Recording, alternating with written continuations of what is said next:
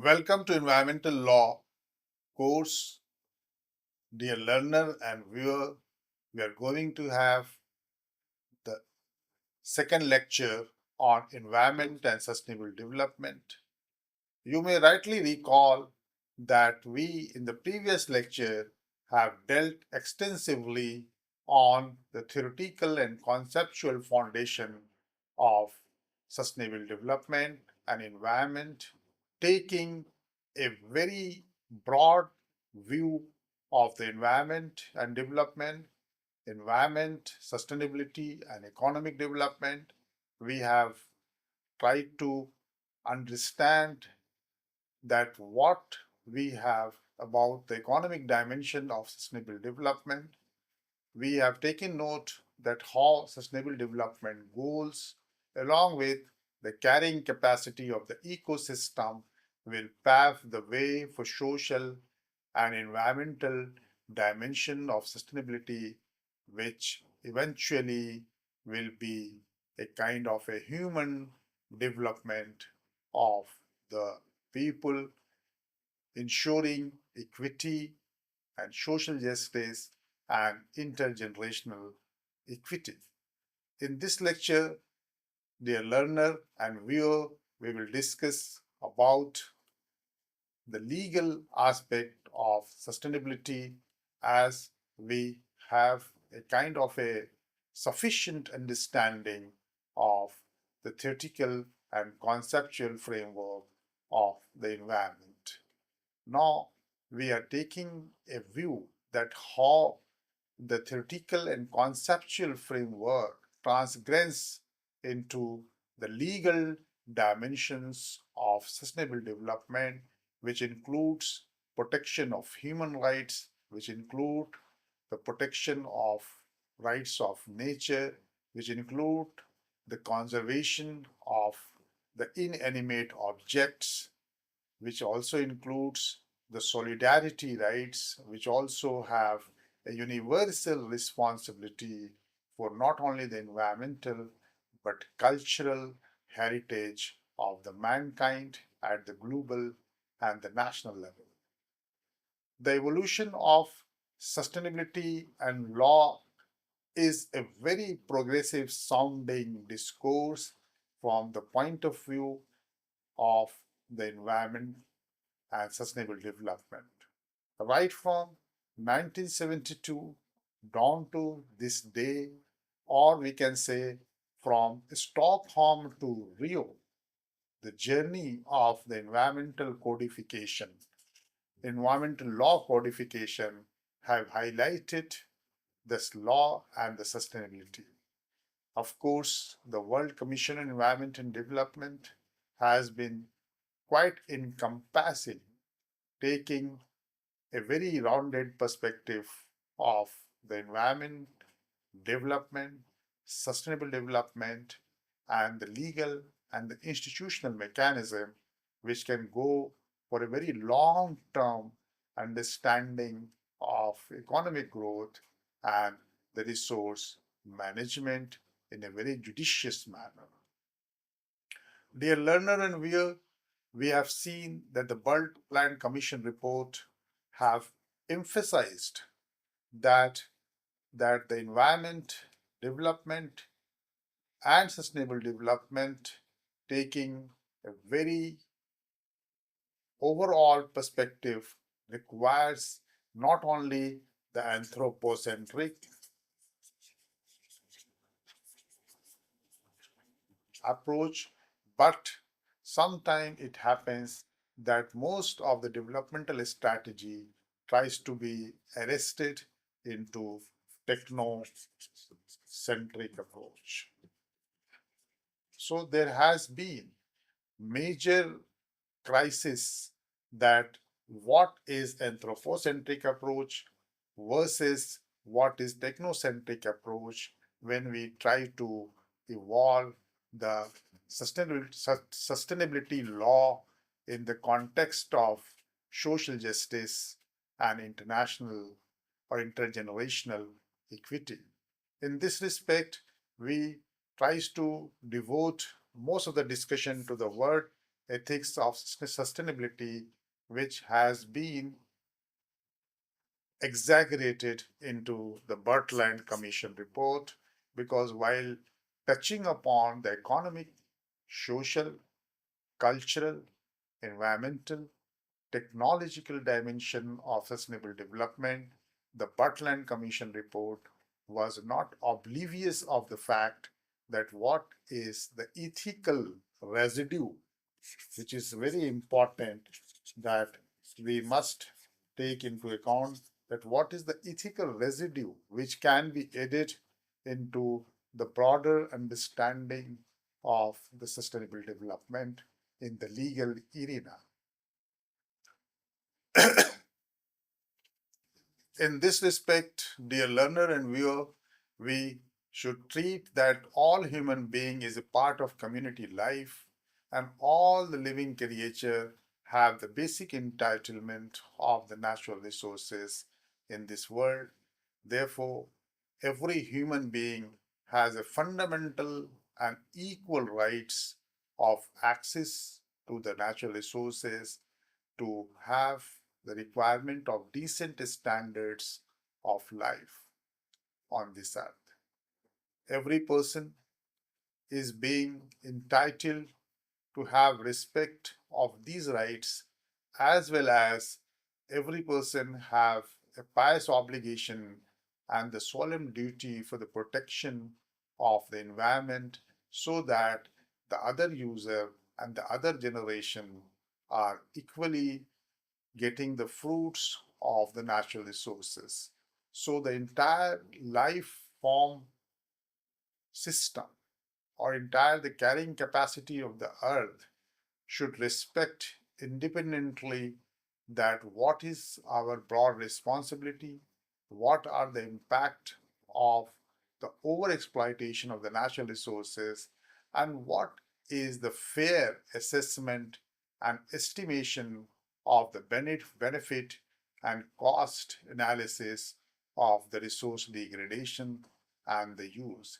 It is in this context of the broad analysis, or the cost and benefit analysis of the natural resources, the Berkland Commission report established a global and ethical framework which try to underline the human right to environment,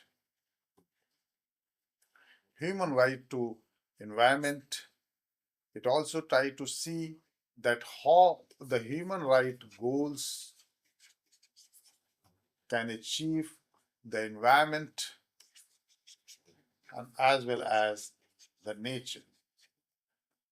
Here, the ethical understanding of the sustainability law also touches upon the goals, that whether it should remain human centric or it should remain the environment centric, because the underdevelopment, rapid population growth, and poverty is taking a lot of toll on the ecological balance.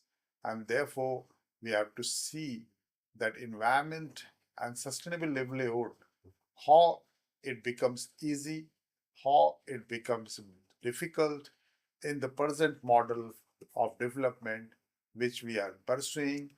That should be understood from the point of view of the global to regional to local level, so that the grassroots realities must represent that the entire effort of the sustainable development creates an equitable distribution of the resources in a very legal, judicious, and as well as in the ethical manner. The ethical residue of the environment and sustainable development must we understand from the context of that the massive soil erosion, land productivity, excessive use of urea and fertilizers, pesticide pollution of the land, as well as the water, the aquifers, and the groundwater have created a challenge for the agriculture methods, technologies, and water resources. On the other hand, this 3P, the population, poverty, and the pollution, is very important. So, next, that the menacing level of the population, which is taking place a heavy toll on the environmental sustainability because the toxic release disclosure, that although there are certain principles which has been developed to contain the toxic release environmental pollution by crafting rules like polluter pays principles, but what we see that how far this polluter pays principles actually lead to recompensation of the degraded land and soil erosion and the agricultural land. We have to see in this context environment and development taking a fresh look to the very system, very technology, very information, very government and the state, how they have developed a fair and effective system for managing environmental sustainability.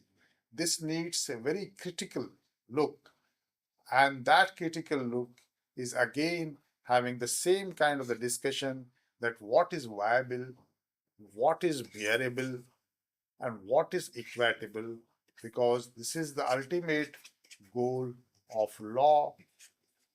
This is the ultimate goal of intergenerational equity. And the entire sustainable development must take not only the economic aspect, but it should see the social aspect, it should see the environmental aspect. Thus, two major things which come across is internal versus external, meaning thereby internalities and externalities of, of environment. Do our theories, do our discourse in the economics, in the developmental economics, tries to compute about all the internalities, or they still treat environment as external external entity. So the externalities of the economics, then it leads to ultimately a kind of a notion that we have to understand when we try to engage into the internalities and externalities of the economics. Then we talk about the Kuznets curve, that how the Kuznets curve has been a kind of a moot point in having the goals of sustainability, and how this Kuznets curve syndrome is also helpful in having a legal strategy, ethical strategy, economic strategy of sustainable development. In this respect, we must not lose sight of the very approach. The approach is one is anthropocentric, the another is technocentric, and then we have trans anthropocentric approach. The question is that the entire theoretical and conceptual foundations are shuttling between technocentric approach, or it is directed toward anthropocentric approach, or in a real sense, in a practical sense, it also tried to have a trans anthropocentric approach of sustainable development. Here we see that sustainable development not only aim to a kind of an economic growth or economic development, but it ultimately have its dividend to social well-being. And this social well-being can only be possible if we pay attention to the cultural diversity, we pay to folk, as in law, we say that the folkways, estateways cannot change the folkways. So there are estateways and there are folkways. The anthropocentric approach gives preference to folkways. And in this respect, the cultural diversity, in this respect, that the indigenous people, in this respect, a federal and the local perception of the environment becomes very important. While having the discussion on anthropocentric approach, we should see sustainability in a broader public policy context. And that public policy context is very important for any kind of environmental planning. And these two aspects of sustainability in anthropocentric approach, giving preference to the public policy goals and the environmental goals, are divided into two categories. The one part deals with the social, economic, and as well as the educational development. On the other side, it deals with cultural, energy, and the resource management. Then we can move towards a more anthropocentric approach of sustainability. In this respect, what we see that the World Summit on Social Development in Copenhagen in 1995 engaged and tried to see the sustainable development from a very different lens. And that lens is that the idea of sustainable development was not only affirmed, but it often defined development to improve healthcare, to education, and the social being. These three things have have a very significant impact in the very understanding of the anthropocentric approach of sustainable development. What has been said in 1995, in a similar echo, in a similar vein, we find the sustainable developments incorporation in the Human Development Report in 1991, which says that men, women, and children must be center of attention. And this is what is the anthropocentric approach. And development must be woven around the people, not people around the development. So we have to see the development and the people from that point of view, that whether the development are taking the inclusion also, or development are taking the exclusion of the people. So we have to see the growth and as well as development vis-a-vis the sustainable development must see very dispassionately that what development means to the common people, whether it is an empty word or it is a dirty word or it's really a meaningful word for the people who needs development. We have to take a human-centric perspective of the development. The same notion and concept triggered into the World Conservation Union's Caring for Earth report, which defines sustainable development as a carrying capacity. It has giving emphasis to carrying capacity and the supporting ecosystem. So we were talking of the sustainable development in economic, social, cultural, technological, and the human perspective. And the human perspective, that a very novel addition has been made by the World Conservation Union in its report that talks about that the improvement and the quality of the human life is something very paramount. Nonetheless, we should have an adequate attention towards what is called the carrying capacity of the earth and the supporting ecosystem and its ultimate potentiality.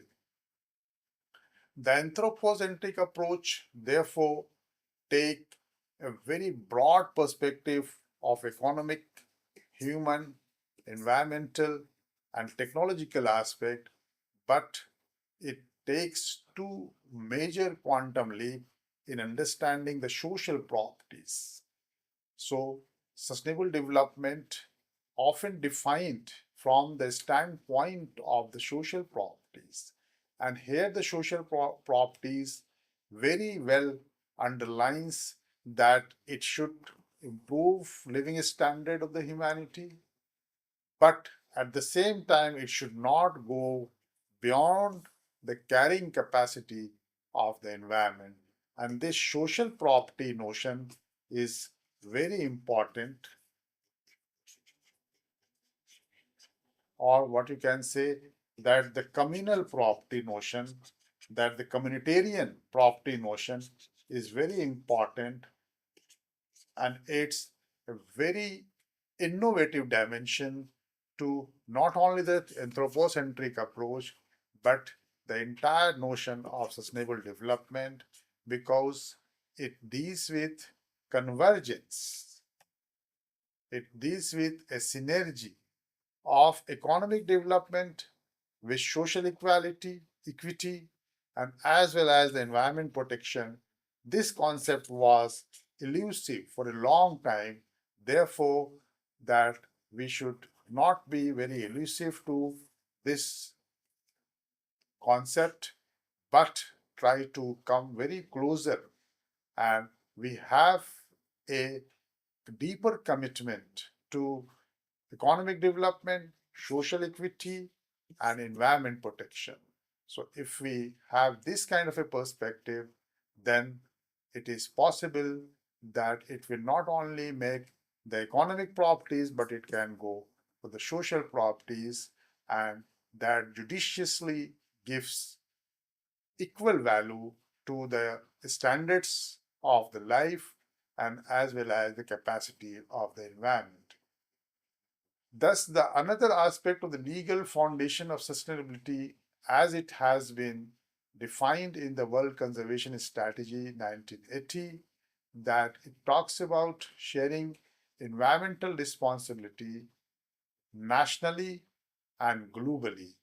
The same point has been given preference in the Worldwide Fund for Nature 1991, United Nation Environment Program, that talks about sustainable living is important.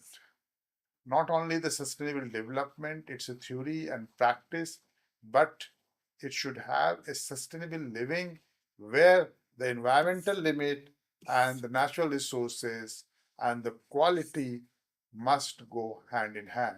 In this respect, certain principles are incorporated, that one is the precautionary principle, the another is polluter pays principles, the another is common but differentiated responsibility principles, and environment impact assessment to contain the pernicious tendencies of transboundary impact of the environment. In this context, it is very important to see that how the legal foundation of sustainability takes a very multifarious and multi-dimensional approach, wherein we find that the conventional economic perspective is one hand, which always try to treat environment as an economic property, which always treat environment as externalities. Now, the moot question is whether in today's context and in not only in theoretical and conceptual framework, but from the legal point of view, can we afford the economic property notion? Can we afford that environment is only an externality? Can we go along with the conventional economic perspective of development? Then in this respect, what we see that we have to come out of the impasse, we have to come out of the ponds and shells of the non-conventional economic perspective, and then we must have non-environmental degradation perspective, because if we believe in this theory of sustainable development, then it amounts that one is cutting the branch of a tree on which it is sitting. Therefore, in short run, it is possible, but when we talk of the long run,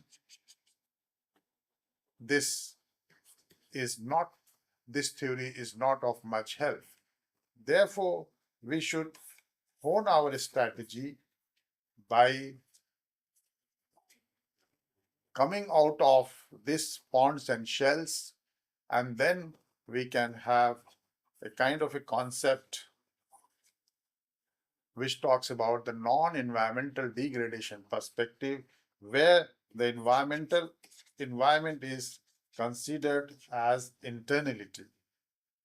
Dear learner and viewer, we referred to Kuznets curve that needs to be understood in this perspective, that how the economic theories are gradually changing to incorporate conventional economic perspective to a kind of a non-environmental degradation perspective. In this respect, we see that this non-conventional degradation perspective is a very important milestone in creating a concept of sustainable development, which ultimately goes to what is called intergenerational perspective. The resources of the nation are not meant to be exhausted by the present generation, or the present generation is not having a liberty to exhaust it all natural resources, but it should take an intergenerational perspective, and that intergenerational perspective is possible when we have economic, environment, and social aspect, as it has been discussed in the earlier slides, that what is bearable, what is viable, what is equitable, and what is ultimately sustainable. That is important. Therefore, what we see that now the modern notion of the sustainable development, be that the economic perspective, be that the legal perspective, is ultimately talking of intergenerational or perspective, or in integrational perspective. So neither this nor this, but try to have the goods and the merits of these two perspectives to move from conventional to non-environmental degradation perspective, and then we try to have an integrational perspective which encompasses economic, environmental, and social aspect. From this integrational perspective of the economic, environmental, and social dimensions, then we can go to a kind of an intergenerational perspective. This intergenerational perspective of sustainable development is not possible unless we repudiate it, unless we come closer to it, or unless we try to integrate economic, social, and environment integrational perspective, by repudiating it, by coming closer to it, by creating an integrational perspective, we can move to intergenerational perspective, and then ultimately that intergenerational perspective and integrational perspective, taking the advantage of this, taking the advantage of this, if we try to combine these two, then we reach to a holistic perspective, which is the legal foundation of sustainability, or what you can say, that the legal dimension of sustainable development. With this, what we can conclude, that envisioning sustainable development in multiple contexts is very important, and it requires a simultaneous progress and stock taking analysis of human, of environmental, and technological dimensions. Then what we see, that the entire discourse on the environment and sustainable development is viewed from the narrow perspective, as it has been discussed in the previous slide of the conventional economic perspective.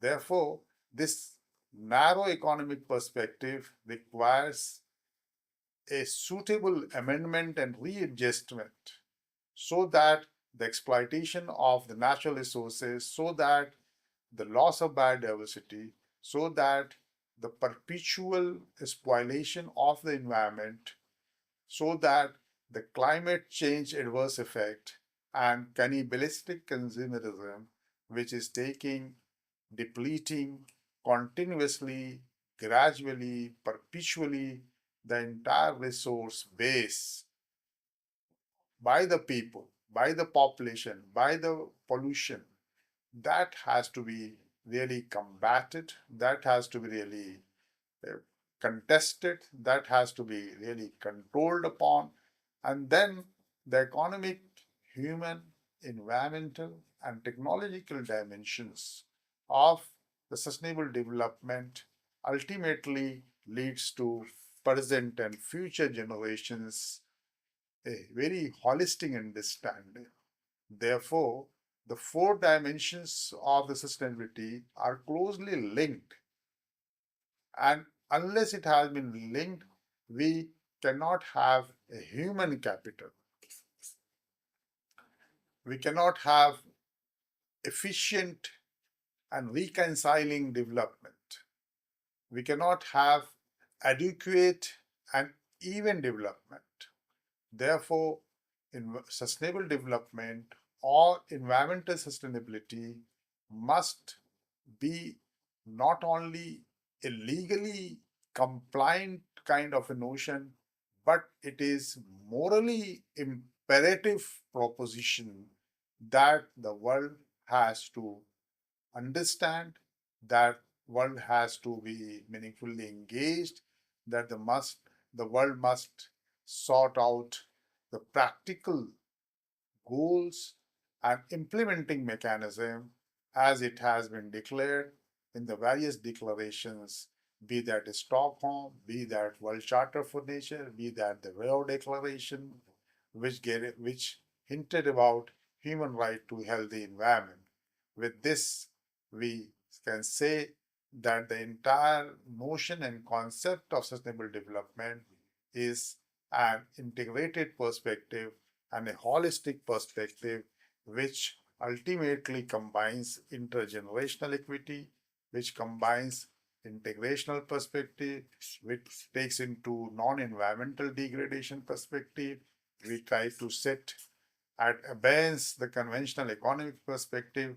Then this sustainable perspective can go a long way in creating a world which have the balanced resources, which a world which ensures meaningfully the intergenerational equity, meaningfully foster sustainability and sustainable development across economic, social, political, technological, moral, and the legal domain.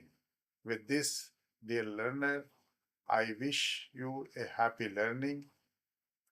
Thanks and happy learning to you.